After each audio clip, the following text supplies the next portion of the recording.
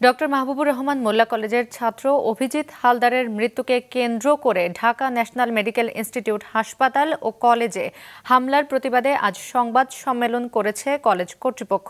প্রতিষ্ঠানটির পরিচালক জানায়, চিকিৎসা সেবায় হাসপাতাল কর্তৃপক্ষের কোনো গাফিলতি বা সদিচ্ছার অভাব ছিল না। ভুল চিকিৎসার অভিযোগ সম্পূর্ণ মিথ্যা। হামলার ঘটনায় 10 কোটি টাকার ক্ষয়ক্ষতি হয়েছে বলে জানায় তিনি। হাসপাতালে হামলার ঘটনায় মোল্লা কলেজের শিক্ষার্থীদের ঠেকাতে অন্য কলেজের শিক্ষার্থীদের যুক্ত হওয়ার ঘটনায় হাসপাতাল কর্তৃপক্ষের কোনো সম্পর্ক নেই বলেও জানানো হয়।